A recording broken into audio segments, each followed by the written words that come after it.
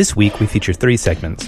As it is literally packed with jam, we suggest you check out our podcast for free online at our website or any number of streaming sites for longer, more detailed conversations on the topics, plus, again, Sean Swain's segment for this week. First, I have a couple of shorter segments. Respectively, you'll hear the voices of Janine Phillips Africa, Janet Holloway Africa, and Eddie Goodman Africa of Move 9, a political and religious organization that follows the teachings of John Africa and have faced heavy repression from the state of Pennsylvania over the last 50 years.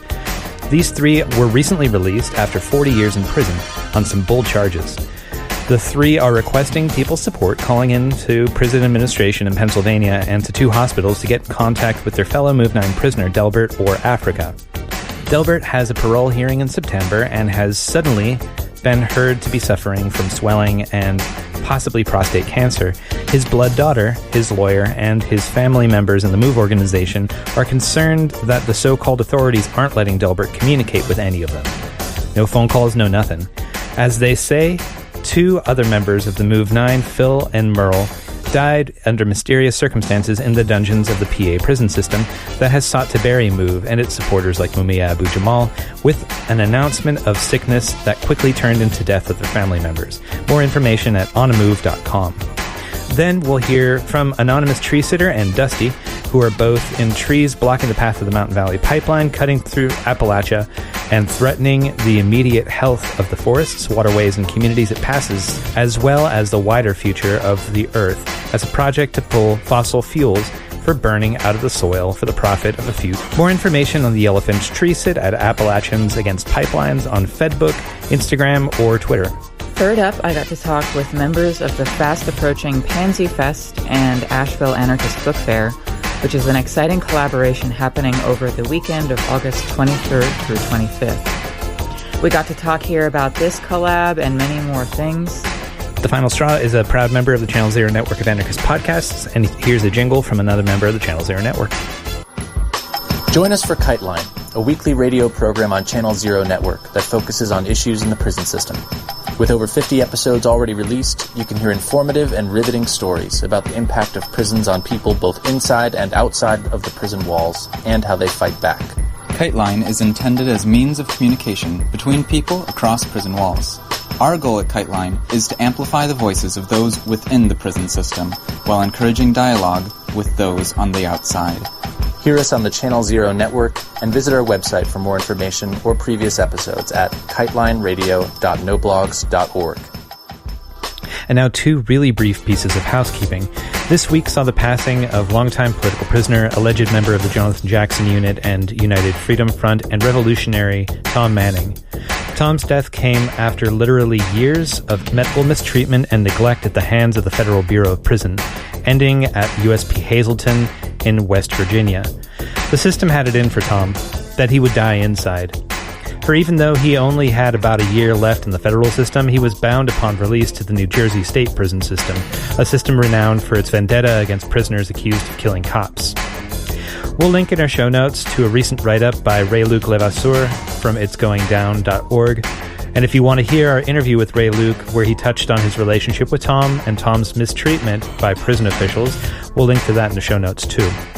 Also, so you heard the Kite Line jingle today on this show. Due to the episode being a behemoth already, we'd like to direct you to hear a voice of the prison organizer and Deputy Minister of Labor for the new African Black Panther Party prison chapter, Jason Renard Walker, on the August 2nd episode of Kite Line. In the future, we may feature some of Mr. Walker's audio essays to get them further on the airwaves. You can also find his articles, for which he's been punished by the Texas prison cracks, up at the SF Bayview newspaper. And now some words from anarchist prisoner Sean Swain. Take note that at the end of the segment, the address is different. It's because we've been including the street address instead of the P.O. box. So if you've been trying to write to Sean and not been getting letters through, you may have been using the wrong address. Sorry for the confusion, but it's at P.O. Box 430, not at the street address that we were prior including. What you say, what you say, what you say, what?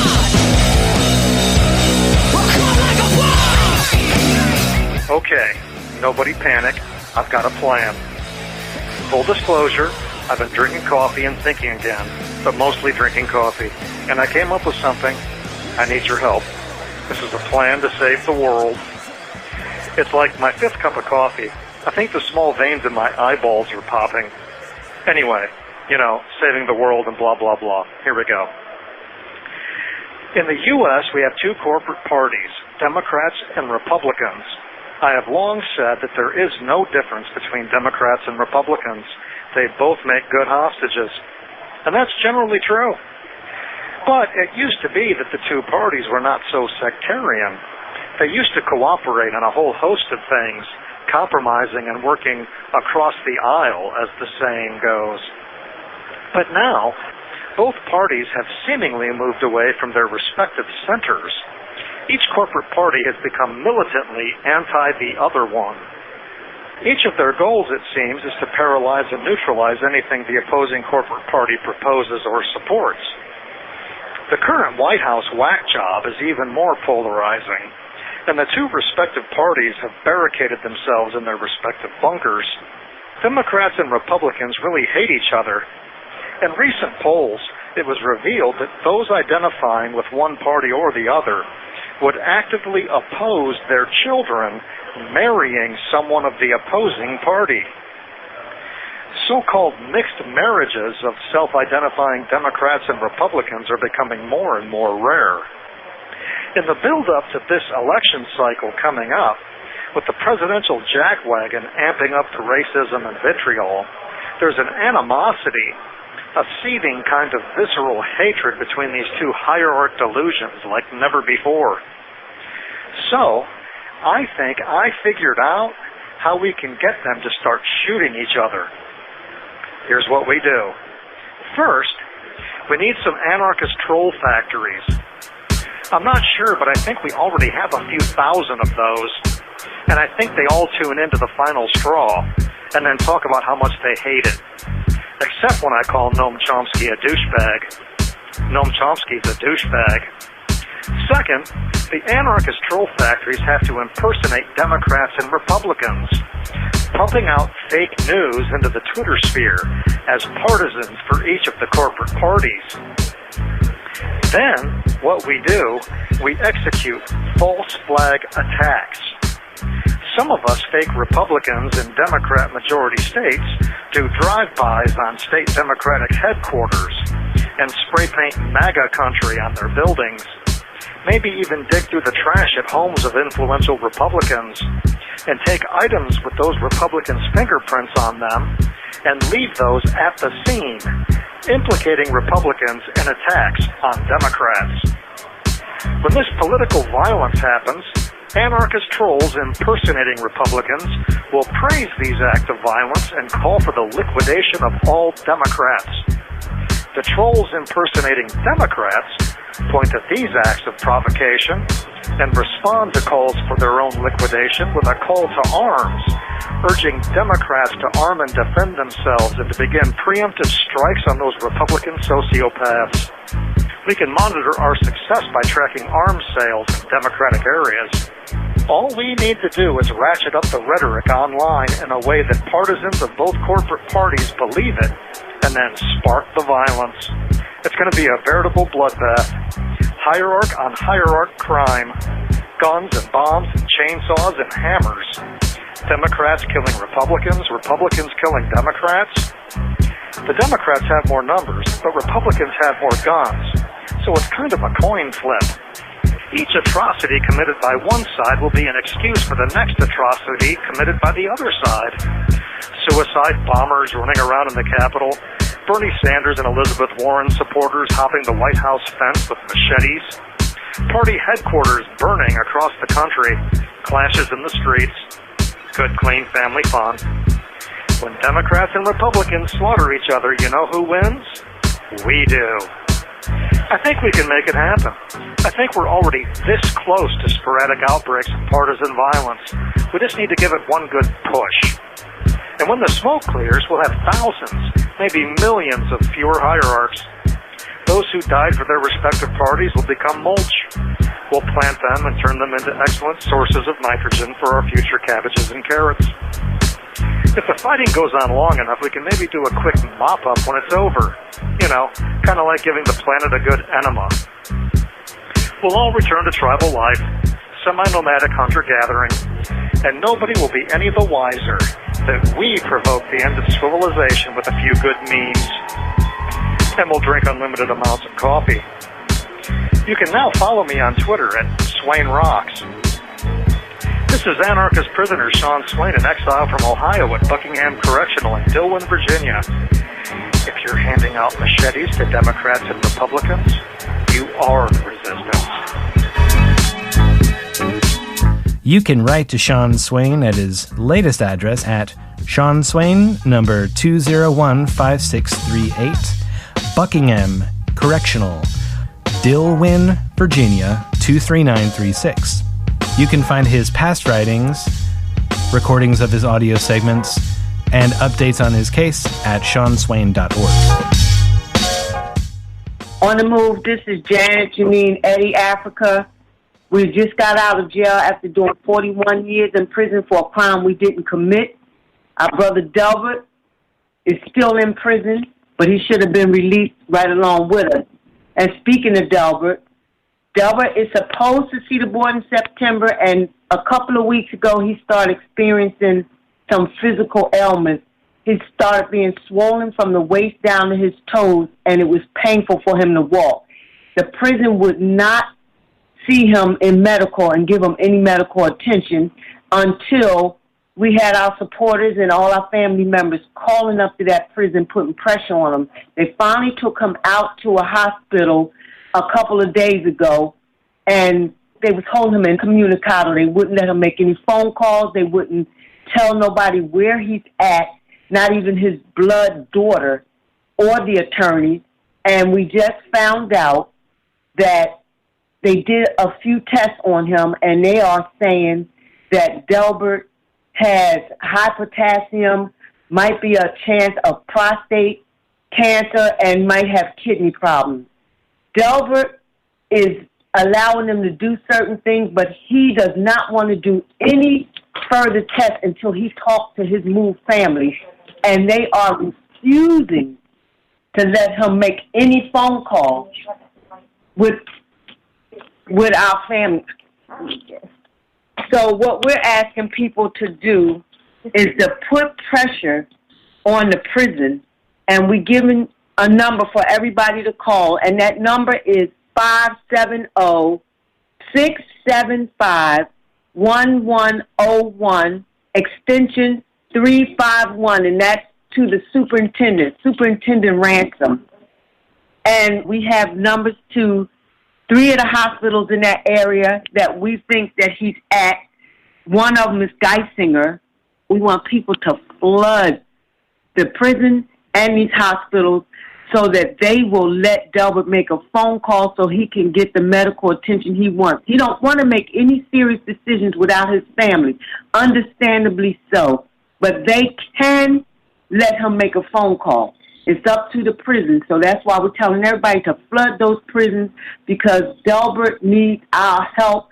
And you got to understand, this man is in the hands of these people. He doesn't know what's going on. We don't know what's going on, and we want to talk to our brother Delbert. Absolutely understandable, and thanks a lot for sharing that. And I will put that information in the show notes so that anyone who couldn't write it down fast enough can definitely read it later. Okay, and one of the hospital numbers is 570-808-3100. That's Geisinger. And another one, Wilkes-Barre General, is 570-829-8111. So we want people to just flood these facilities because our brother needs help. And we, and people should understand that we are upset because they're saying he has these serious health issues, but we are really upset because it's just something how these issues come up a month before he's supposed to see the parole board. This is nothing strange or new to MOVE, but we want people out there to know that we need their support in doing this, because throughout the history of MOVE, this government has tried to kill our family, and they have killed our brothers, our sisters, and our children. This is no accident. Delbert is supposed to be getting out of prison September. He had a 5-year hit on him. With the pressure of the people, they brought that hit down for 5 years to be seen in September. They tried to kill Delbert August 8, 1978. People all around saw those videos of how those police kicked, hit him in the head with a helmet, bust him in the face with the end of a rifle butt, and stomped and kicked him when he was on the ground. And these people are mad that they did not kill Delbert. So this is no surprise to us, but we want the people to realize what's happening and get behind us on this to save our brother's lives. They're trying to keep us in the dark. They're trying to keep us away from our brother. Now, he wants to talk to us to verify the things that he wants to do or allow these people to do to him, the tests and everything, but they won't even allow any contact with us. The prison will not allow it. The hospital will not allow it. And something needs to be done about that because we're on his records as being his family. They know we've been moved family for all these years, but they are putting a wedge between us and our brother to do what they want to do to him. And we are not going to allow. If we have to go up to those hospitals, if we have to call somebody, whatever we have to do, we are going to do it to take care of our brother, to make sure he's all right, to make sure they don't murder him like they murdered our 11 family members on May 13th, 1978. This has happened twice before in these Pennsylvania prisons. Merle, Africa, and Phil, Africa. All of a sudden, they went from healthy where they claimed they were sick, and then they never recovered. So what we're saying is that we know what their history is, and we know what they're capable of. So this is a time to do it before they do it again, which will make it the third time. So we're hoping people will come together and help us to get in touch with our brother Delbert. Like Eddie was saying, our sister Merle died in prison, and they came and told us what had happened, and the excuse that we heard was it was under suspicious circumstances. The same thing with our brother Phil, Janine's husband, who's here talking to you now. He died in prison, and they said it was under suspicious circumstances. We know those circumstances are not suspicious. We know what they're doing. We know what they're trying to do, and we want people to help us stop them from doing that. And they're doing the same thing to Mumia. Except there seems to be a cycle going on here, and people need to see this. You know, how are people that have been healthy all these years suddenly come up with life-threatening diseases and are dying? You know, so people look at what's going on here. And yeah, you've been hearing about what they've been doing to Mumia, and now they're doing it to Delbert. You know? So we just need your support in helping us do this, for people to put pressure on the prisons, on the hospitals, so something can be done to save our brother's life. And we want everybody to know that we appreciate all that they have done, and I know all that they will continue to do for this family, for our brother Del, for Mumia, for all political prisoners. So everybody just keep your eyes on the internet, because we will keep everybody posted through the website. So like onamove.org? Yeah. Okay. Just look up Move, and there will be updates and information on there continuously about this situation. I'll make sure people have access to that. Thank you so much for chatting, and good luck with your brother. And I hope that this brings a lot of people to call and pressure them into letting him talk to you. Thank you. On the move. On the move. Solidarity. On the move. Of note, there's a statement from Move in our show notes near the bottom of the post for this episode with more details. But if you didn't get the number from Janine Phillips Africa during the segment, you can reach SCI Dallas Superintendent Ransom at 570-675-1101, extension 351.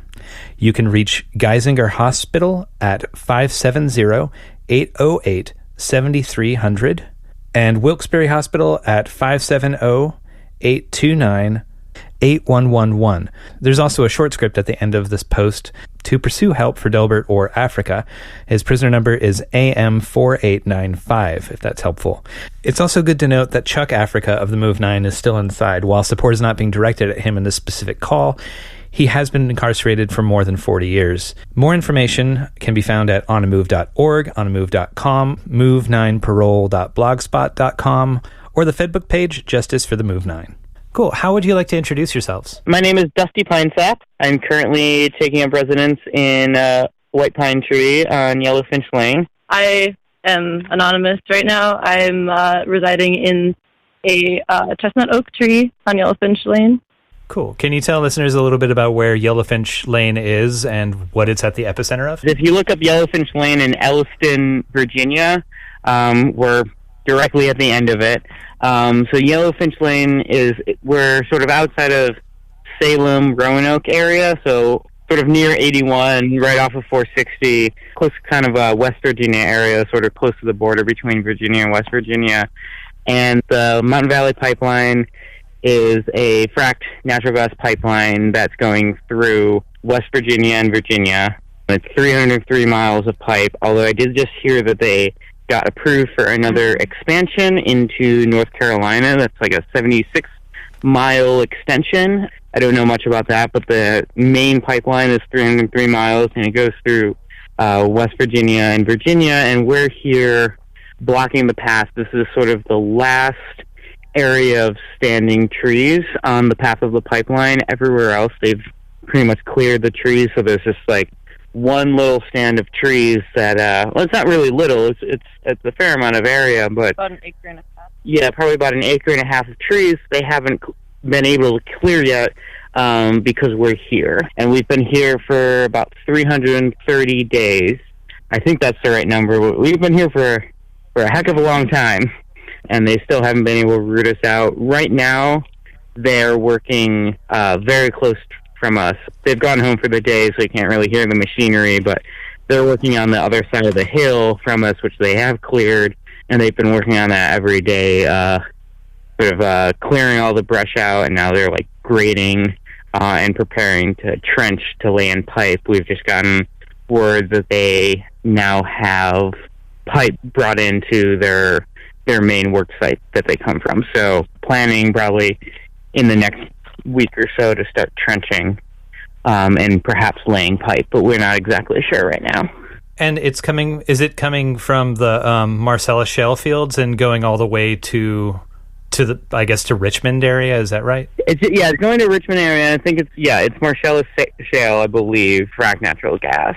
So it's another sort of natural gas pipeline, fracking pipeline that we don't need, and it's really owing for this sort of export-driven market that's being created by these companies so that it can inflate the idea that there is demand to make more profits. It's not really anything we need, even though their propaganda talks a lot about, the need for natural gas, but none of this natural gas is really going to go to anyone besides overseas sales, and that's really what they want to see. They need to lock in this pipeline stream of production to maintain their relevancy in the oil and gas industry. Yeah, and there seems to be a ginormous push to actually get as much out of the ground as possible before politicians start actually reacting to the climate disaster that's already here, but that's like looming also. Yeah, exactly. Like it's very clear that they have timeline and budget constraints that we're hopefully stretching, and there have been some issues. The owner company EQT has recently sort of gone through their own troubles. I guess the CEO just got replaced recently, and now it's the Rice brothers who have taken over, and there are some questions as to, there's actually a class action lawsuit from their shareholders about being lied to about sort of the timeline and profitability and all these sorts of things about this pipeline. So they definitely have this attitude of like, oh, we need to go on this pipeline project. Obviously, before like any other government or regulatory agency does anything, but right until this point, the regulatory agencies like FERC are just basically rubber stamping anything and everything. So currently they're in a very friendly environment to just do whatever. So I had heard a couple of different time frames of or important dates coming up, and August 1st, which is when we're doing this conversation, is tomorrow, was one, and August 12th was the other. Can you talk about the significance of those and what's supposed to happen on those days? They have recently filed some more paperwork with a federal judge, Judge Elizabeth Dillon. They filed a preliminary injunction back in January, I believe January 6th, 2019. And in that injunction, they wanted to add the tree sitters onto the eminent domain case and to also criminalize anyone who was supporting the tree sitters and their lawyers. It's a very broad injunction that they wanted to push through, but that was on the table in January 6th, and the judge still hasn't ruled on it, likely because it's a pretty massive overreach, and it would functionally be rewriting eminent domain law to include the tree sitters, who we have no economic interest in this land. We just have an interest in stopping this pipeline. So recently, they've done this several times, but they've refiled paperwork saying that if they don't get us out by August 1st, they will have to move around us and move to the south side and start clearing from the south side, in which point they will get to us again on the 12th. So they would have to move all of their equipment from Cove Hollow, which is the road right before Yellow Finch Lane, off of 460, which is where they're parking all their equipment. So if they don't get us out by what they say is August 1st, which is when they said that they would be done with their work on this hillside, which conceivably that's true. Like, they have been grading this area, the adjacent hillside to us, and preparing it for trenching. And they said that if they aren't able to come in here on August 1st, they'll face hundreds of thousands of dollars in move-around costs to move around to the south side of us, to the other side of Poor Mountain, and come in through that way and do clearing and grading until they get to us. So they filed this to urge the judge to make a decision, and she hasn't made a decision, and they wanted her to make a decision on the 29th, which is past then. The 29th has come and gone, and there's been no decision on it. Like I said, there hasn't been a decision on it since, January of this year. So those are those dates, August 1st and August 12th. Basically, they're like, well, we're going to get here on August 1st. If we can't get these tree sitters out, we're going to have to go around, and then we'll get here sometime mid-August, and then we're probably going to, whine to the judge again. Which they did a similar thing back in May, where they gave us, and part of the August 1st thing is also that the cut team is able to be out here again.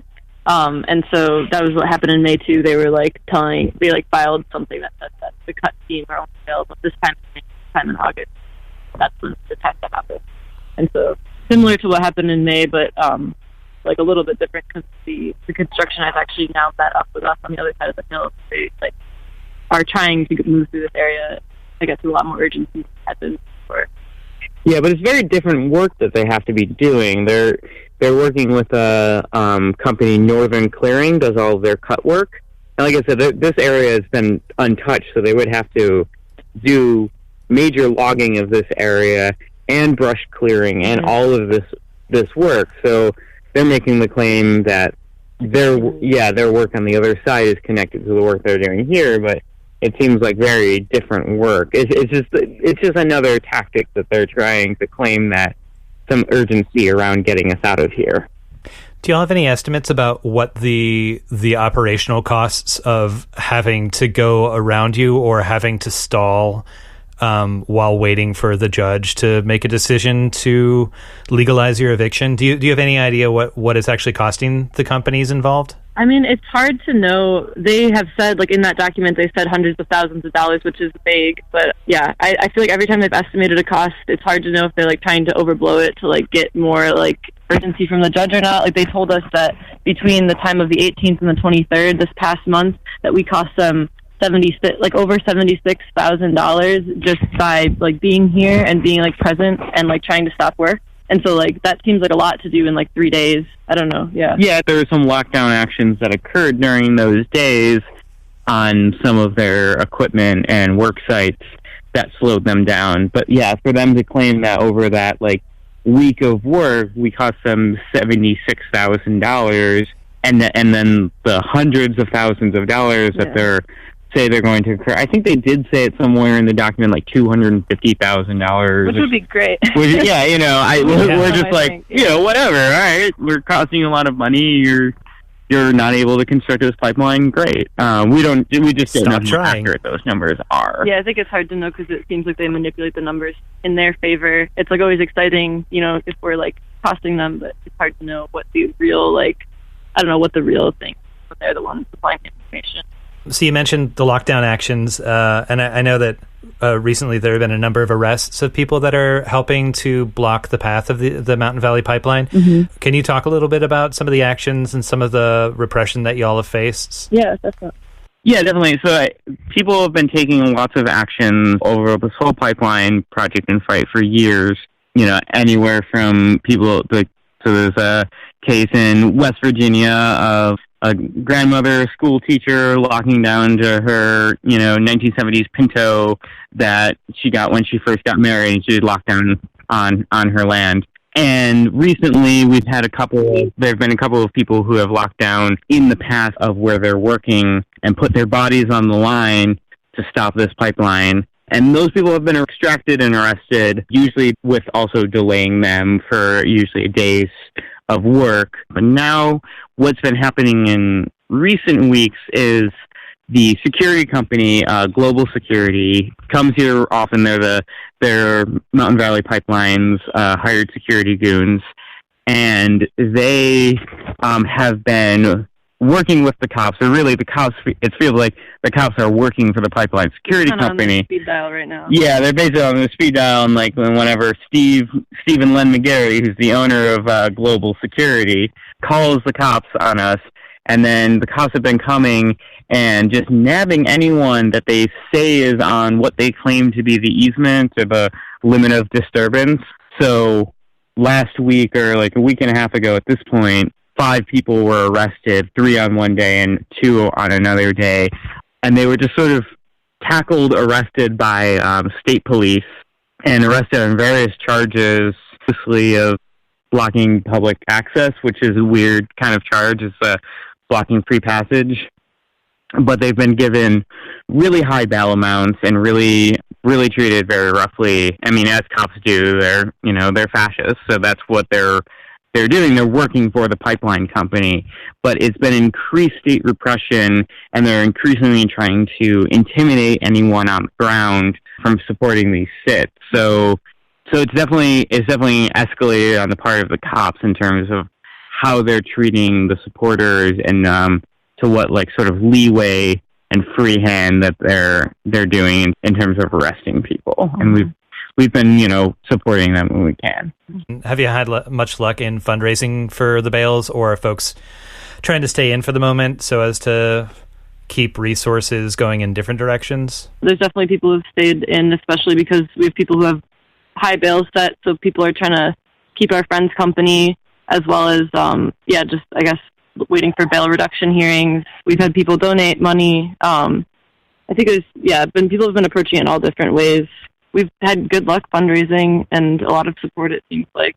Yeah, I mean, in that way, we're very privileged to have a bail fund that we do, and that we are able, in most cases, when they don't set bails extremely high, in most cases, we've been able to bail people out pretty quickly, especially when people have been doing sort of more planned actions, mm-hmm. where that's been the case. But right now, when they're just coming and sort of picking people up and arresting people for just standing near the road, that's been kind of a little bit more difficult to deal with. But yeah, we've been pulling through, and people are dealing with it in various ways, and yet we have gotten donations and things like that, which is really great and does feel really privileged of us to have that kind of support. But so it feels kind of like the moment before the storm breaks. Like if they've got these impending dates, police have started roughing up people more frequently recently, mm-hmm. and so are you just kind of like waiting to see what happens next? Yeah, I think that's definitely true. I also feel like an important part of it is that as they approach our home, some people have been living here for months, and I think just the relationship with what's happening, it's very different to go to a site and lock down and have them just see people there. And like those actions are not just coming from this camp, they're coming from like different spaces. And so I think that like definitely us seeing this police like repression and the violence that we've been facing is like particular when they like see us living here and they like attack people like that. It's really different when they're like at this place where you've been living and you're defending this like space and they know you sleep here and they know you live here, or that like some of these people do at least, and then they like react in such a like they see people just standing there and they like tackle them. It's really different than like they go up and like treat something like they pretend to treat it like a rescue or something, which is how they treat the lockdowns in some cases. And I don't know, yeah, there's definitely just like really different dynamics happening with like the snatching and tackling and setting these really high bails for like I don't know, just unprecedentedly high bails for things and trying to pin really big charges on people. And yeah, it's definitely a different tactic that we're seeing right now. Yeah, they're definitely targeting the people that they see here every day. And global security is here usually every day, taking pictures of people and then turning it over to the cops and then trying to get cops warrants on. Yeah, and trying to get warrants on people, or claiming that they have warrants on people, or making warrants up on the spot saying, well, we have a picture of you standing on this road during work hours. We're going to claim that that's trespassing, so we're going to put a warrant out for your arrest. So very targeted things of like, I want to arrest this person. How can I make it so that I can arrest this person? And then make it hard for them to get out and hard to be in that space. Have you seen other locals like dealing with seeing the repression, seeing the high bail, seeing the devastation to the land, having their land being eminent domain so that this nasty, explosive pipeline gets moved through it against their will? Like, how has the local sentiment been?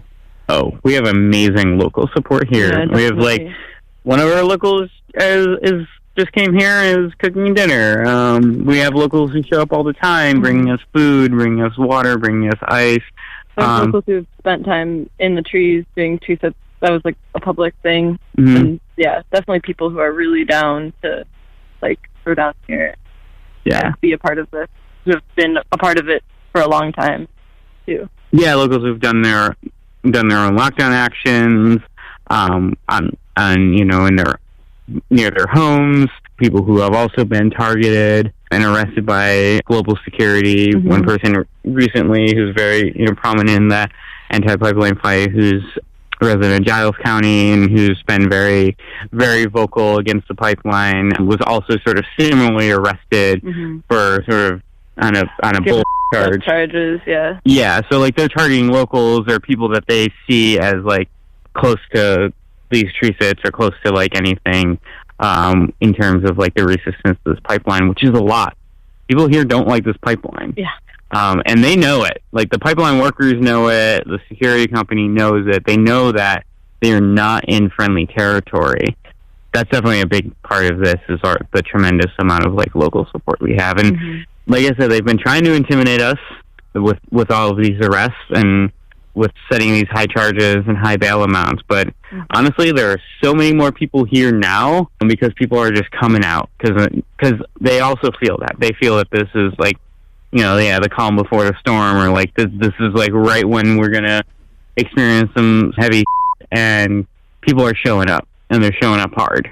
So, they're going to knock us down. We're going to get right back up again. Shout out Chumbawamba. You get a gold star for that reference. Thank you. Okay. We just need to get Chumbawamba here to play a show. We are trying to do that, yeah. If you know any connections. Yeah, they don't have a Twitter. We just found that out recently. Yeah. Well, they actually broke up as a band years ago. Yeah. Or no, it was more than that. Like before Margaret Thatcher died. We're both really big fans of Chumbawamba, song aside. But we've been talking about trying to reach out to them and do an interview of some sort. Oh, that'd be so cool. That'd be really good. Yeah, it would be so. I'm a little flustered even just thinking about it. Yeah. Yes. All right. We got a project. Well, do that. You leave. Yeah. We'll send him a message. Yeah, Chumbawamba, if you're listening to this, come on to our show. Also, go out and support fighting the MVP. Ooh, yeah, definitely. You mentioned a bunch of folks coming up. I don't know if those are like mostly folks who are in the neighborhood who are deciding to come out and show the support as the storms or the like clouds are looming, or if these are people coming from other places. But how can folks that aren't in the area, but maybe in the region, or just like want to offer support, what are the ways that they can help? Do you want more people showing up? Do you want? Yes. Yeah. I mean, I think any action that people are like take towards that is amazing. I think it definitely. I mean, we definitely have people showing up here. It's been amazing. But I'd like that. It's not always just like it's not going to be sustainable. These same people. I'm like some of them have to go home this weekend, and so I think like people coming here is amazing, and especially like right now at this time when we don't really know what's going to happen at the beginning of August, and it's like kind of up in the air, and they could attempt an extraction like basically at any point now. We don't know. And I think just the more people who are here, the more flexible everyone who's here is and has potential to work on other things that are related to the campaign.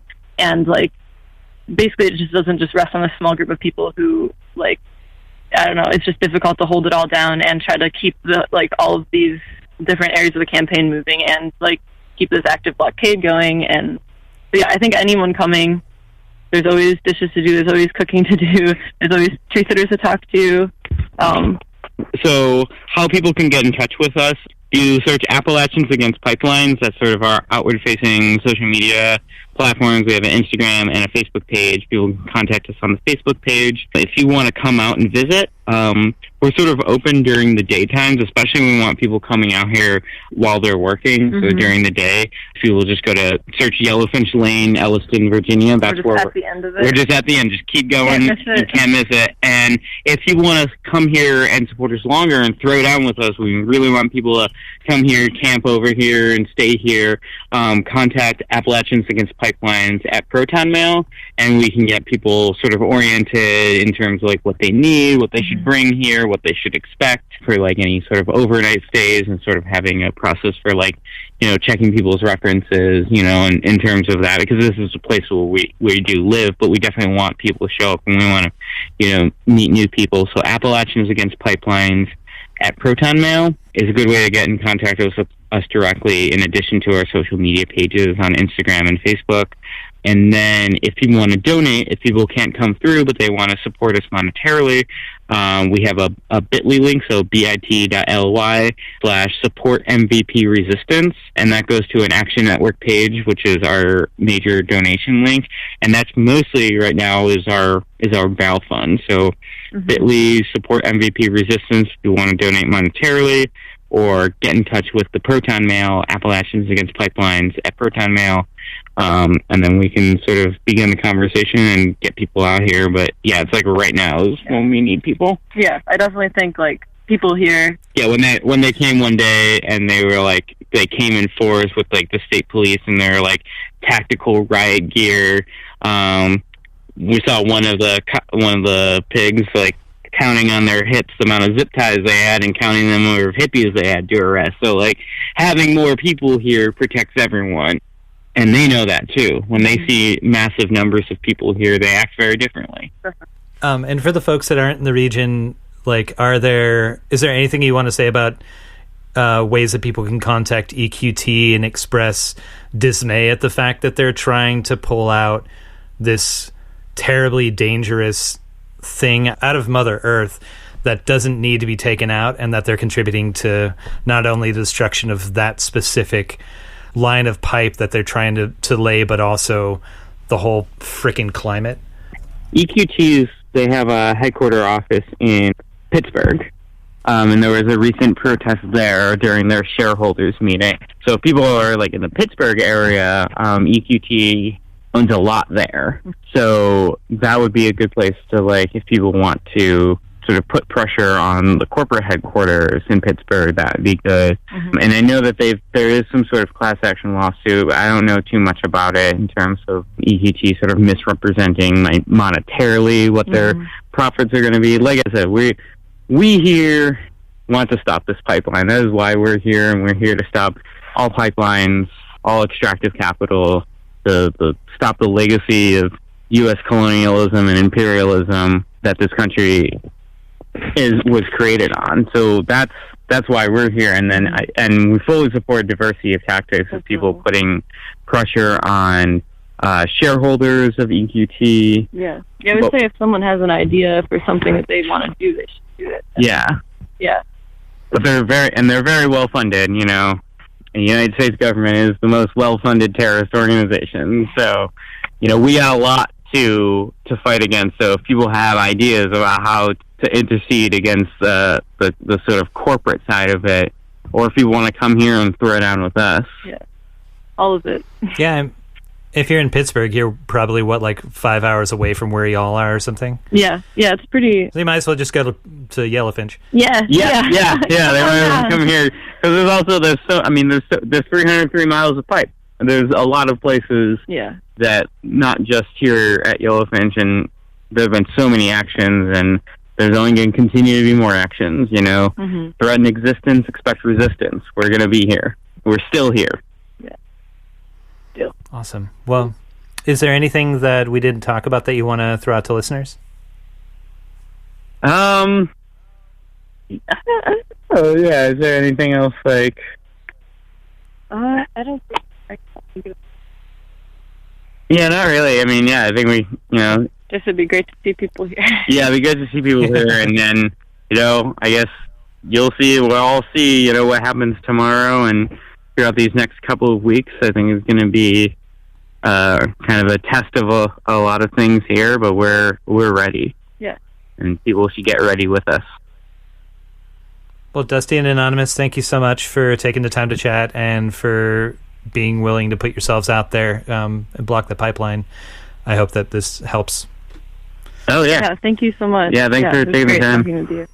As a quick update, the effort by EQT, the company that's pursuing the Mountain Valley Pipeline, and their attempt to extend an injunction around the eminent domain for the Mountain Valley Pipeline to also criminalize tree sitters, their supporters, and lawyers, has failed the test of federal judge Elizabeth Dillon in her eminent wisdom, meaning that the construction will have to move from Cove Hollow around to the other side of Poor Mountain, ostensibly increasing the cost of building the pipeline by hundreds of thousands of dollars.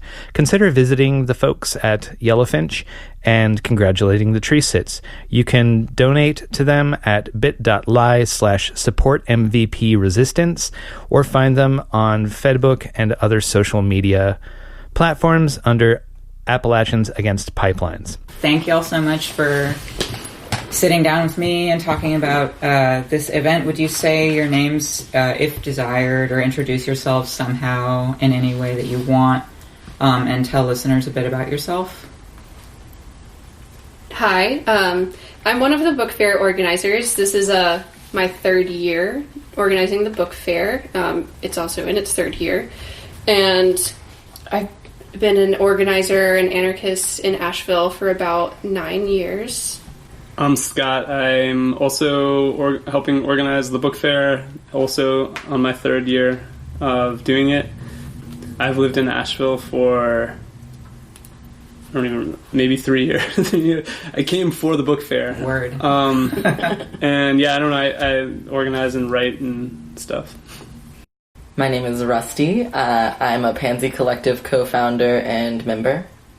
I'm Beck. I'm a member of Pansy Collective and been in Asheville, mostly doing queer organizing, and yeah. Awesome. Glad to be here. Thanks y'all. So we are here to talk about the Asheville Anarchist Book Fair and Pansy Fest, which is a queer punk festival.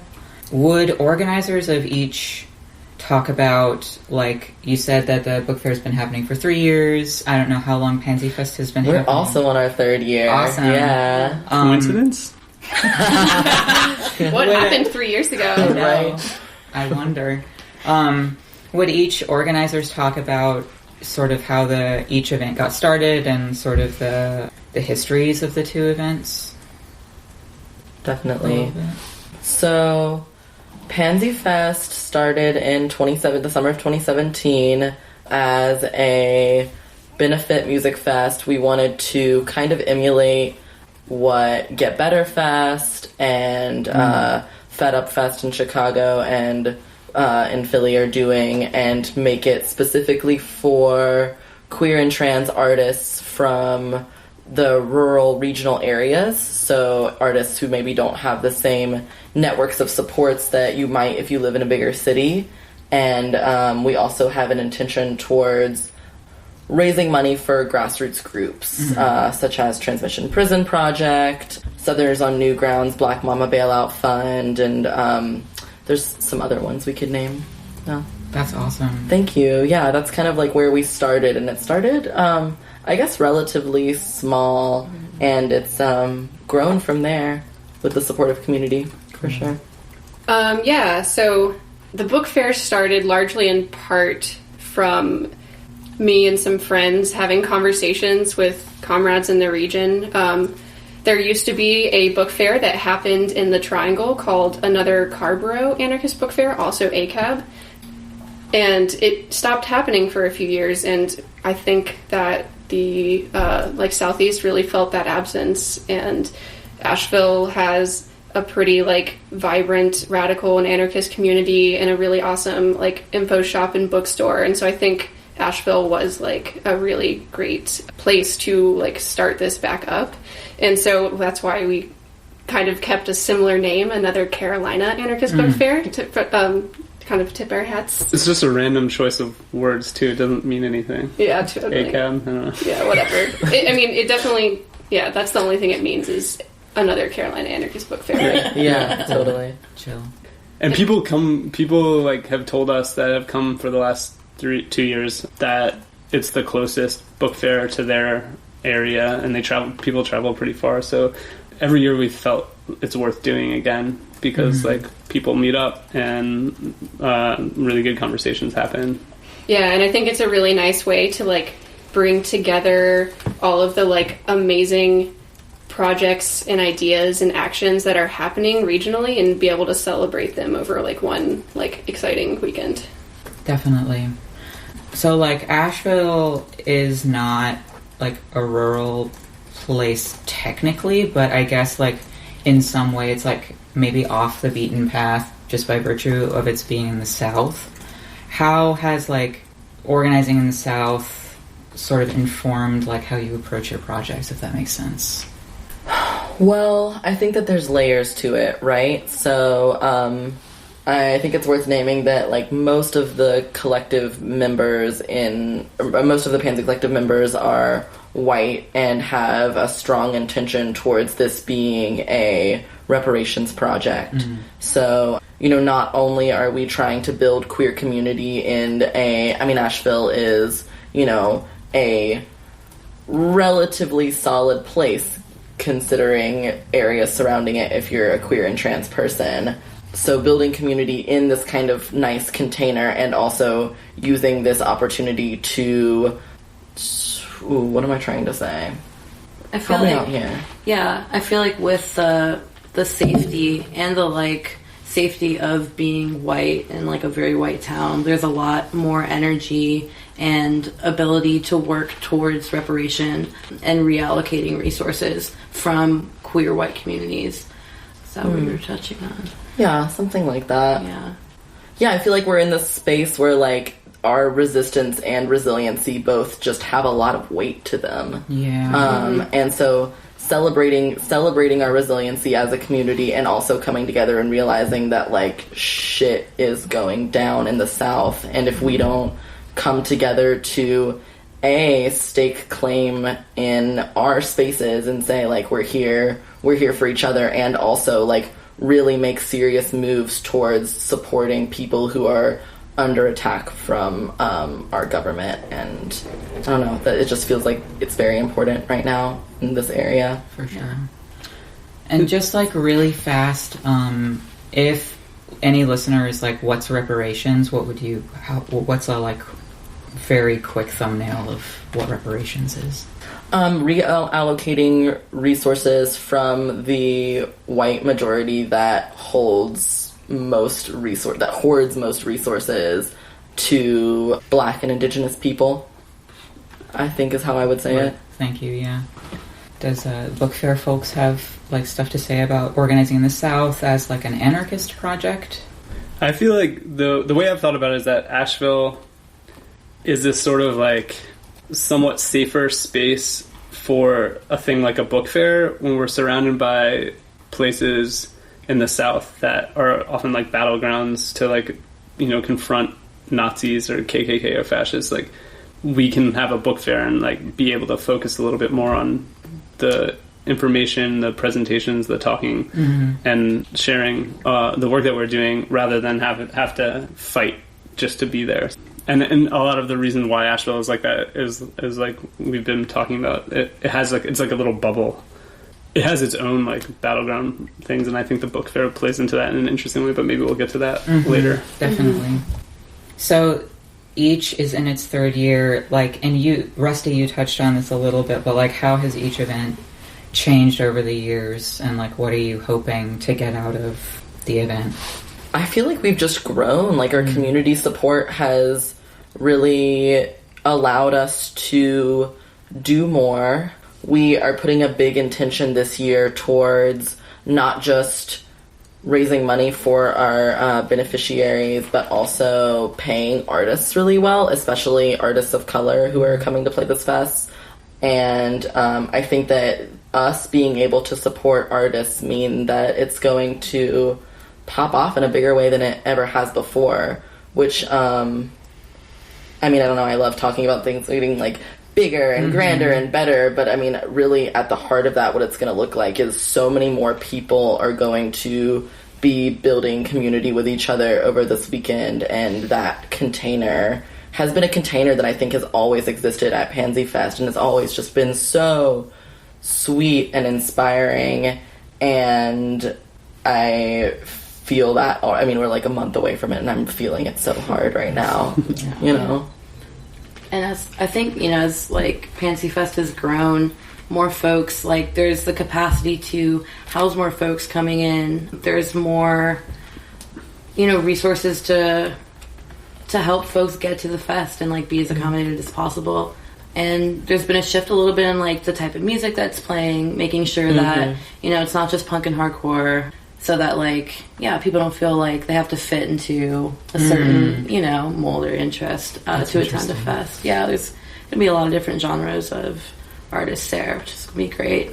I think also like this year that we're organizing for the same weekend is a really like exciting experiment, because I mean, Asheville itself has a vibrant like radical anarchist scene, as we said, and a vibrant radical queer and trans scene, and then also like music scene, that, and all of those intersect. And like the way I saw the last few years, like the book fair will do its events, and then we'll have like a show or a party or a dance party, and then Pansy Fest like did workshops during the day, and then music at night. So we can we're able to have the two different groups like focus on specific things, and then collaborate on like, we'll have workshops all day, and then there'll be music and parties at night, and we don't have to like compromise on those things while organizing together. So I'm excited to see how this turns out. Yeah, that's definitely one of like the like biggest changes that is noticeable, just because like we usually organize our own nightlife and party and social scenes, and we are like letting Pansy Fest do that with this like really exciting collaboration, and I'm so excited to see how if it works, and if people like enjoy this happening at the same time. But other things that have changed, I think, as like we get in the third year, logistics become easier, because we're not having to reinvent the wheel every single time, and our reach has like grown, and our networks have grown, so we're able to have more exciting topics being spoken on, and like we are able to like raise a little bit more money so we can like be able to pay people for travel. Unfortunately, we're not able to pay our speakers for everything that they do, but we try to compensate people as we can, you know, just because we don't make any money doing this event, and the only thing we have are like benefits or like table fees or like selling shirts and totes, and that just kind of goes to help cover the costs of like space rental and like tables and chairs and all of the like kind of logistical aspects. Yeah. As a quick musical break, this is Wimp from Boston, Massachusetts, with the track Always Forward, Never Straight. Wimp will be performing at Pansy Fest 2019 in Asheville.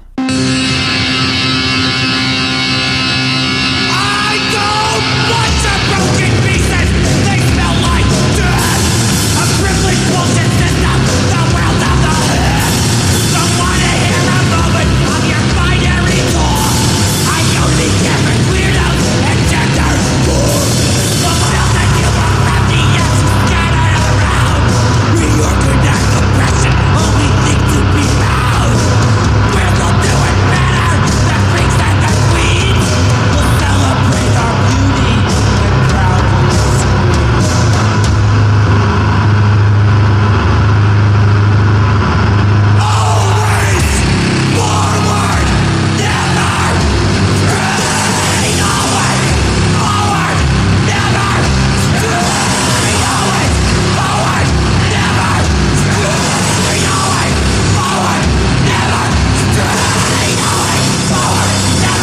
You're listening to the Final Straw radio show, and we are talking with members of the Pansy Collective and organizers of another Carolina anarchist book fair about these joint events happening in Asheville from August 23rd through 25th. I'm really interested, and I've started getting into asking people like why they do what they do, from personal perspectives to like make space for people having like rounded, complex lives if they want to talk about that. So I'm interested to hear that from y'all's personal perspective, like what led you into like doing this kind of work or like doing this kind of organizing or like doing this event specifically. I can say something. One of the ways that like I engage with my anarchism, I guess, my politics, I use the word anarchism on purpose because of like the positions that I've held. So I've like in the past been a teacher in colleges, and I want to talk about anarchism because it gets hidden away a lot or like dismissed as not serious. So one of the ways I engage is as like a person who's teaching and educating, and so a book fair. I'm also like a book nerd. A book fair is like a really good place. I think it's a place for people to encounter anarchism and just share ideas and like whatever they've been doing. Mm-hmm. So it's something that just interests me in personally in the way that I like to engage with things. And I've also just like over the last few years been organizing a lot of different events. So I've gotten like good or better at organizing events, and I like doing it for some reason. I don't know why. I'm like Mrs. Dalloway. I'm like just a party hostess. That's amazing. That's so real. And then, one thing I really want, and I guess you weren't really asking this, but maybe I can like take it a slightly different direction, is like one thing I want to do with the book fair, and I'm hoping to do as we keep building, and as I keep participating in the organizing of it, is like use the book fair as a place to engage with community outside of just like a radical milieu. Mm-hmm. Here with the Pansy Fest, we have an opportunity to do that with like out of town queer and trans people, because I think also like our anarchist groups in Asheville are like predominantly queer and trans anyway. But yeah, so it's just like what I want to keep doing is like forging connections with people, because you don't know where they'll lead. For sure. And Asheville is just like a horrible place in so many ways. And yes, we need to like... That's true. Disclaimer for everyone traveling here. You should know. Yeah. Nobody likes it. Yeah. They're good people here. Yeah. I agree largely with everything that Scott just said. I do this because of my politics, and also because I really like putting together events. I get a kick out of it. I think it's fun. I like all the like conversations and like logistics and all of that, and I love being able to like connect with people doing cool stuff around like the region and the world. The reason why I do the book fair specifically is because I think it's really important to have that like space of encounter that you brought up for people outside of the milieu to have positive experiences with anarchist ideas, and like wherever they are in their journey and their political journey, we want to like meet them there and help them like further along. Like if I had something like this in my younger years, it would have been amazing. Could you imagine? Yeah, I know. I wish I had found anarchism earlier. It saved my life, and like I wish that it would have been really cool for that to happen. But yeah, we use this as like a space for people to meet each other, to find each other, because a lot of people come from places where there isn't huge scenes, and it's a really important thing, So for me personally, I guess I got like way back when got into punk music through like being newly radicalized and learning. Actually, it was like through being a survivor and seeking out resources for that, I found feminism, and then through feminism found like a Riot Girl, and then from there kind of just grew on this emergence of radical political philosophy and hardcore and punk music. And so that's kind of just like how I got into these things. Well, so maybe like 4 or 5 years ago, Beck and I actually started a trans support and advocacy group operated by trans students. And so I started booking punk shows in town here as benefit shows to fund local trans people's survival and, medical needs. So booking shows here in Asheville for me has always had an intention towards supporting community. And that's kind of where the importance lies. I mean, punk music is great. Punk music is cool. I'm in a punk band. I feel great about it. And also, at the end of the day, I think without that very, very active intention towards bringing it back to radical activism and community support, it kind of loses the point. So that's kind of what Pansy Fest has been, and as I've continued to book punk shows, we started this booking collective, and that's how Pansy Fest organizers became Pansy Collective. So I think that the ties between how queer punk community can just inherently be fucking awesome because we're, out here building community and supporting each other, just ourselves doing it, and also, there's a lot of space to build on top of that and support communities outside of queer punks. There's a lot of power in that. That's kind of what my fuel into continuing to work with Pansy Fest. And can I just add something that's special about Asheville again? There's an overlap of queer and radical community. I've lived in places where my political groups and my queer community did not connect. Right? They were two different things, but Asheville has that there's a lot of politicized people doing really cool things. Yeah, I think a big part of this for me, and as Rusty mentioned, organizing a trans support group and stuff, was just getting myself out of fucking isolation and going to shows that are booked by Pansy Collective that are majority trans and queer bands, and hearing people that are coming, I've never seen so many trans people at a punk show. You know what I mean? And that is one of the coolest things. And during Pansy Fest, talking to folks, I've never been to a place where there's so many fucking queer, I've never felt so much community. Someone from New York City said that last night, and we were blown away because we're you're from Brooklyn and you're telling us that you see a bunch of trans, we just assumed that it would be way different. Yeah. That's amazing. Yeah. So that's been a really beautiful thing. And so, that connection for me is one of the biggest things, and just feeling that love. God, more than wishing that I had a book fair when I was younger, I wish I had Pansy Fest, because I was grew up in this Boston macho punk scene. Yeah. I mean, that was another thing too. I don't know. When Rusty and I were going to shows in our young teens. When Beck and I moved here, we went to a lot of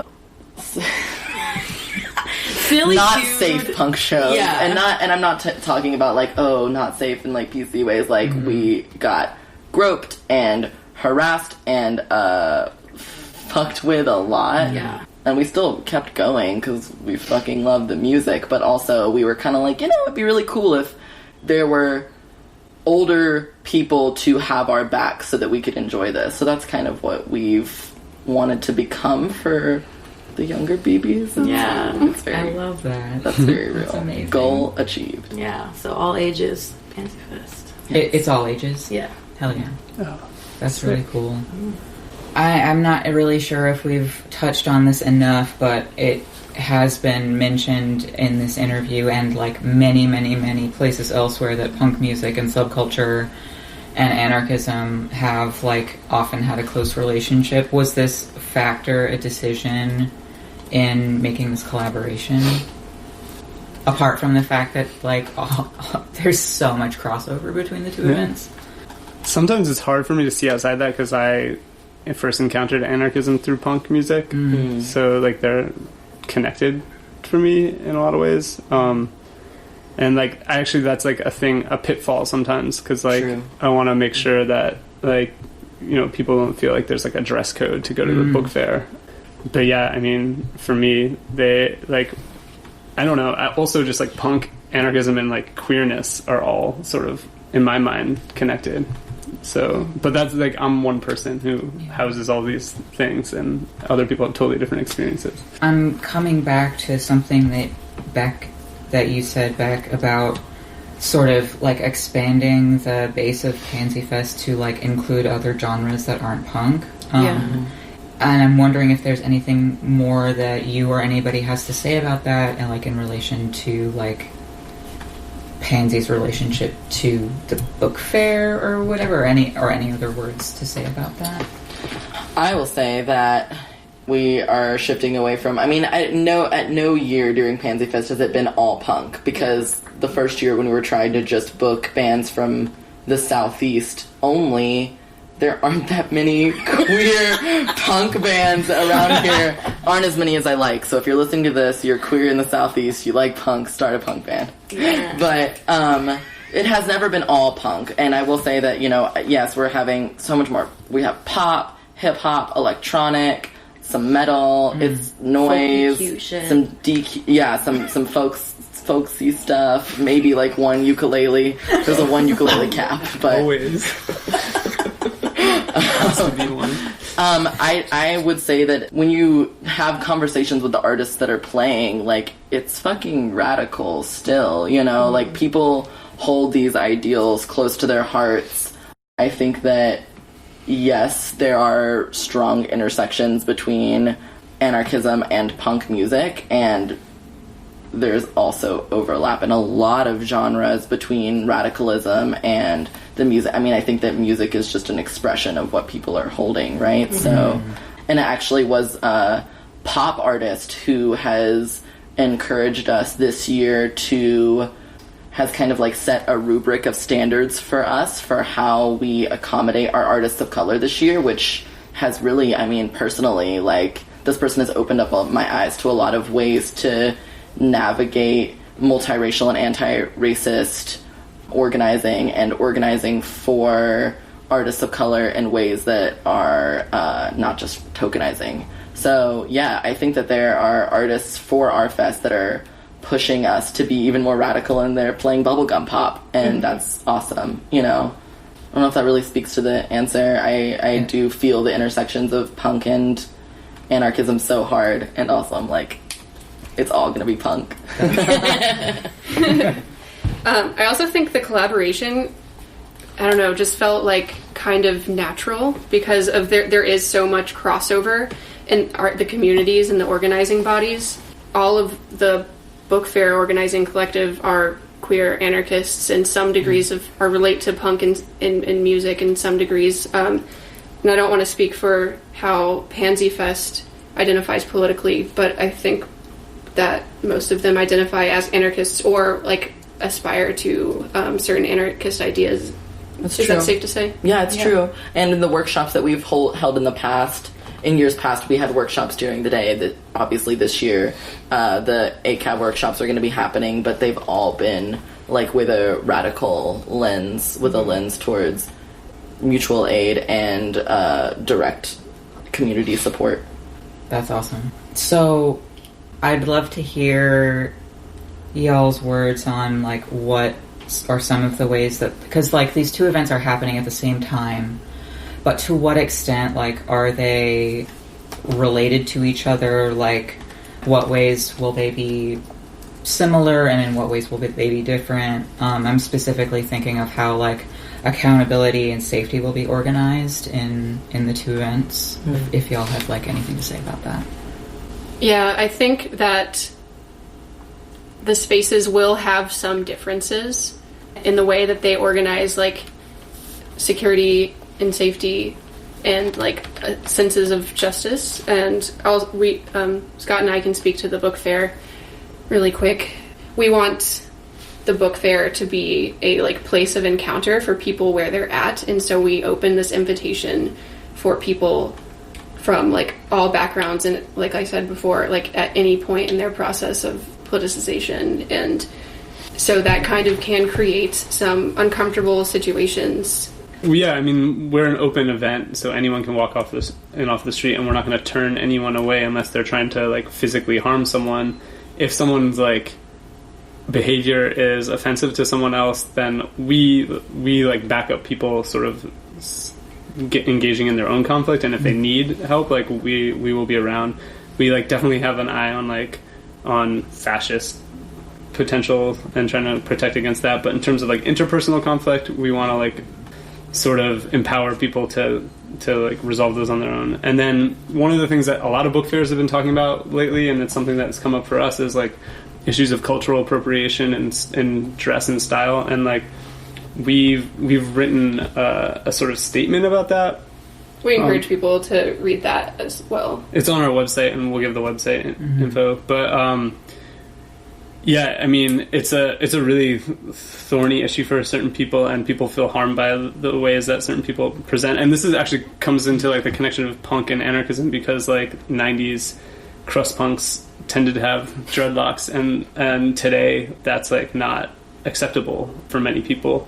So our idea behind that is that we ask anyone who is like participating as like a speaker or vendor to think about the way that they're presenting and how that could be taken by someone who might be harmed by cultural appropriative behavior. But we're not going to not let someone in who walks off the street.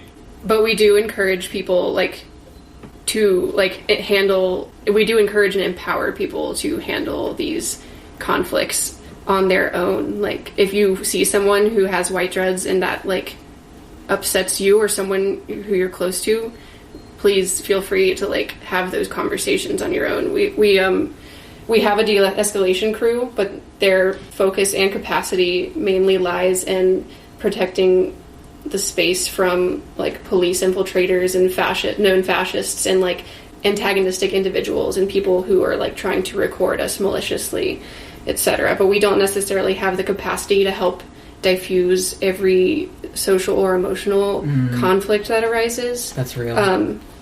And yeah, we also don't want to be seen as like authorities or like police in these spaces. And so we like, as anarchists, believe in confronting these problems on your own terms, and we hope that you feel empowered and like that we have your backs if you do engage in these conflicts.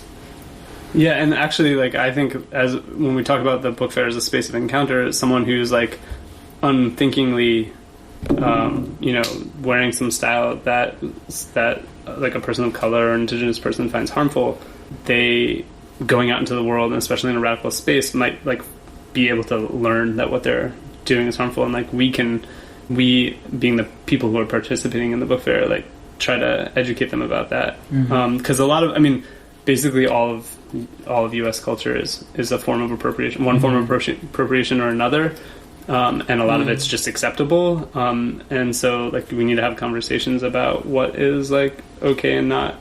So like there was someone, one of the book fairs was talking about not being a safe space, right? Because then it is a space of encounter. You don't know what's going to happen. There may be conflict. Conflict's okay. We can't promise never to have conflict. And like for the people who are maybe engaging in harmful behavior, like that's where they'll be called to account. But it's not the book fair's policy to like adjudicate every issue and problem, because we aren't authorities. We're just creating a space for encounter and for people to come share their knowledge and information. Yeah. I remember hearing a talk by the organizers of the Montreal Anarchist Book Fair on the From Embers podcast, and they were like, y'all, we just put in books on tables. That's it. So yeah, that makes a lot of sense, and thanks for talking about that. You're listening to the Final Straw radio show, and we are talking with members of the Pansy Collective and organizers of another Carolina anarchist book fair about these joint events happening in Asheville from August 23rd through 25th. Does Pansy Fest have a similar approach to issues of accountability and safety? I would say that we're a little bit more hands-on, just in that I think... Well, we definitely have a little bit more capacity. Just I think that our de-escalation crew is specifically prepared to show up for people in conflict. So if some shit goes down, if people are feeling icky, if people are feeling isolated or alienated by a person, we encourage attendees to look for a volunteer, look for someone on the de-escalation team to back them up if they feel like they need that. And that's, like, kind of out of our policy of, like, trying to have the backs of the, like, marginalized people in our spaces. Yeah, I don't know. I think that it's, as far as, like, that, like, kind of what you're talking about, like, navigating, like, conflicts like that and navigating addressing microaggressions, I think that that's kind of where we stand on it. And as far as security goes, I mean, just don't mess with us and you won't have to find out. That's kind of my policy. What about with dancing and, like, punk shows? Do you have, like, you know, with, like, pits or whatever? Oh, I mean, like, I love to mosh. Yeah. Oh, I mean, like, I think I think that people, like, y'all know the line between respecting people's space and being reckless, you know? I think that a big gay mosh pit sounds like my idea of a good time, and also I understand that, like, having a body thrown on you when you're not ready for it is scary and painful. So I think asking attendees to, like, be mindful of their surroundings, you can figure that out for yourself, you know. I don't have any kind of policy around that. Obviously, just consent is kind of the basis of that, you know. Don't punch someone in the face or grab someone without their consent. Yeah. That's what's up. Yeah. That seems like a no-brainer to me, but yeah. Speaking of attendees, I'll address this question to Pansy Fest. How would you prefer cis-het attendees of Pansy Fest shows approach taking space there? We want everyone to come through and be present and have a good time. If you're a book fair attendee, if you're, like, coming to Asheville specifically for the book fair, you're straight, but you want to see the music, but you're not sure if you are welcome to space, like, please come through. I can guarantee you're going to have a good time. I can't guarantee that. You might have a good time.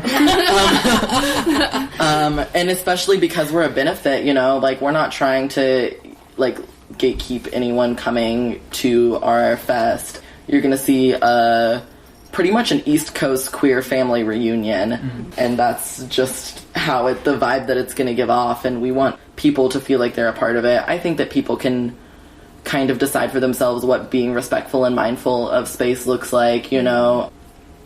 I think I would personally ask cishet attendees to actively create space for the queer and trans people who are at the fest around them. And that can look like, you know, holding the space in the front for trans people, or, like, I mean, I don't know. I think that it can look like a lot of things, and mostly it just kind of comes down to, like, individual, like, mindful and awareness. Yeah. Also, you might leave the fest not cishet. You never know. It turned out real quick. That's the aim. Yeah. That is how this shit works. You might come in the doors a certain way. I mean, yeah, just a reminder that it's a queer and trans fest. Yeah. Made by and for queer and trans people. So, I mean, just keeping that in mind, and, like, that's gonna mean there's, like, a specific culture of, like, you know, asking people their pronouns and, like, offering yours, and or not assuming people's gender. Yeah, also. you know, just, like, yeah, realize the space that you're in isn't, if you're always in cishet spaces, like, actively remember that you're not, and that your behavior and how you are taking things in should maybe reflect the space that you're entering. Yeah, that's solid. Yeah, I think that not assuming people's gender, being hella mindful of consent, just making sure people are mindful of consent and mindful of, yeah, I think that that's kind of the main things that I would ask. So, I don't really know, like, this is the confusing question, and I was just like, I don't really know if I should ask this, but the question that I wrote is, will organizers of the book fair talk about importances y'all have located in these events, but also their inherent difficulties? And I feel like y'all have both talked about, like, importances, that the importances of book fairs in generally speaking, for, like, anarchist community or, like, the radical milieu, but is there anything you're, like, nervous about, or? Yeah, I mean, I think, like, we've talked about this a little bit before, but, okay, a book fair is built around selling things. So it's participating in like a market, like capitalist economy, but we all sort of are trying to survive within that too. And I mean, the book fair itself is free, but you know, anarchist books aren't always so cheap. So there's like that kind of issue to think about. Going to learn from anyone is like totally free at the book fair. But the other thing that I think about a lot because of Asheville's like a tourist hellhole that's an extreme gentrification. I was just seeing something with like it's got the most Airbnbs of any city in the U.S. or something. Are you shitting me? Not like the most Airbnbs of any city, but like the concentration. Yeah, like percentage. Yeah, exactly. And so what we're doing is like in some way, at least in like mimicking the tourist industry, right? Because we're like making a thing that people come to Asheville for. It's not only for people who live here. And that's just something, I don't know, this is something I've been like hitting my head up against a lot, is like gentrification, the way that like cities aren't really for the people who live there anymore, especially Asheville, and like it's just glaring, like you can't go downtown, you can't do anything in Asheville. So yeah, we're doing that, right? We're like making an attraction, we're adding to the like diversity, the quote unquote diversity of Asheville, which is like what people like know the city for, which just means that there's like liberals here, liberal white people, rich liberal white people. What exciting diversity. So yeah, I don't know, that's just something that I want to think about. I don't think it's like a reason not to do the things, because we gain strength from seeing each other and talking to each other, and then we can form networks. Like, you know, like one of the big things that happened over the last year is like mutual aid, disaster relief, and like those are regional. You need to have regional networks, and we can form those from like meeting people, even if it means traveling to cities. And like this is just a thing. I don't have an answer because I don't think there is a way out of it. There's no purity in anything, but the book fair exists in this like parallel or like mimic world of like tourism, capitalism, gentrification. That's really well said. Yeah. Do we want to talk about like the conflicts that come our way and like how we like what people expect from us or something, or like the difficulties of that? It's like super complicated because I think like a lot of people who get radicalized on social media and the internet can like exist in this world where like of like demanding perfection and wanting or expecting the spaces that they inhabit in real life to like be like pure, or like there's no conflict, or it matches exactly what your ideals are. And that obviously doesn't happen. We live in a world of where like a settler colonial state that's white supremacist, built on anti-blackness. It's capitalist, right? And we can carve our little like spaces out of that, but we're still inhabiting it and bearing it in our bodies in various ways. So like one thing, like as like anarchists wanting to like support direct action and people and autonomy, we want to allow people to like resolve their conflicts and get into conflicts.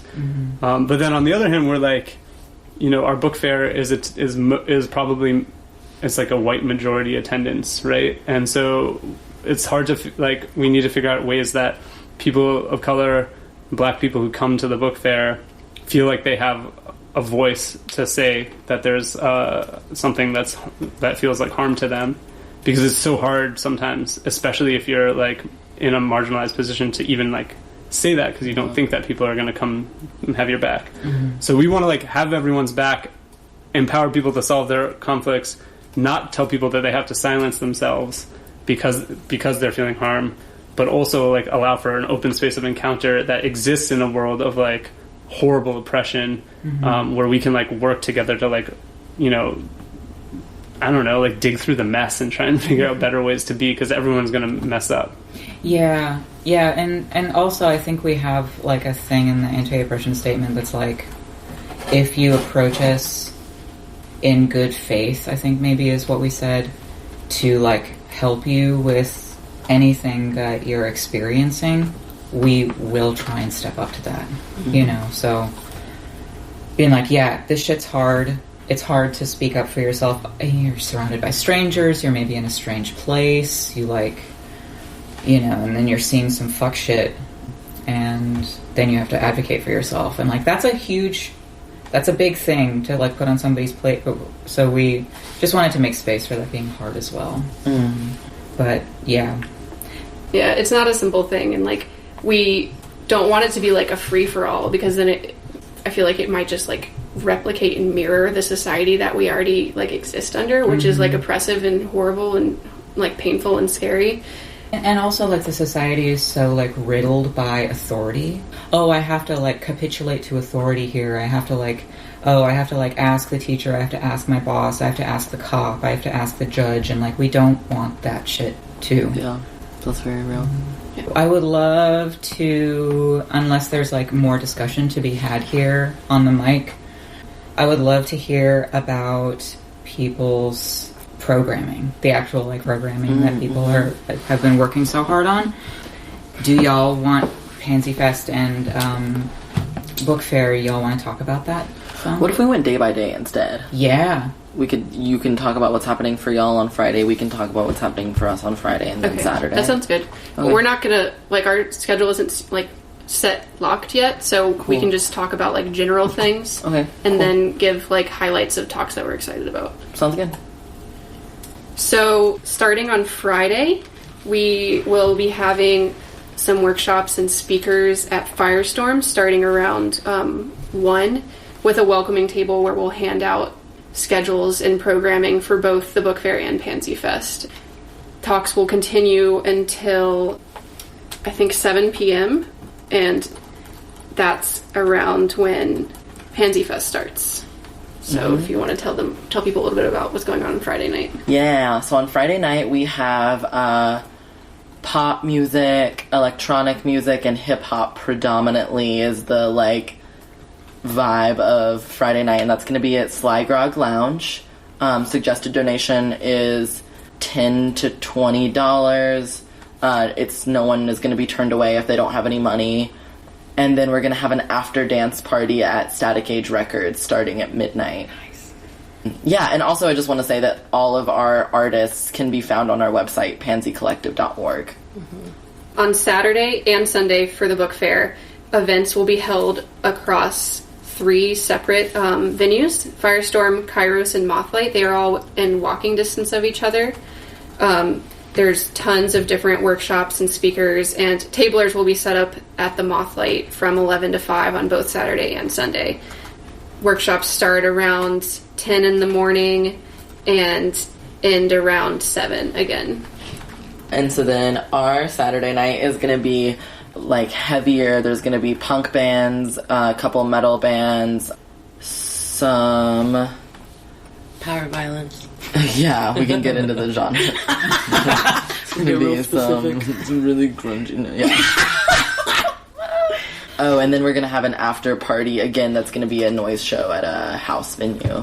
Yeah, Sunday also expect a really fun game of kickball in the late afternoon. Yeah. Did you tell people about the brunch? Oh, no, I didn't. Yeah. So we're having a brunch with some lo-fi and country bands. That's going to be at Fleetwood's.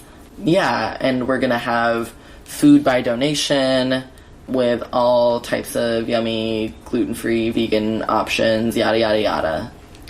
Yeah, and some of the content we're excited about, we can't tell you the exact schedule because we haven't told our speakers yet, so we want them to find out from us and not from the podcast what's going on. But and when they're doing it.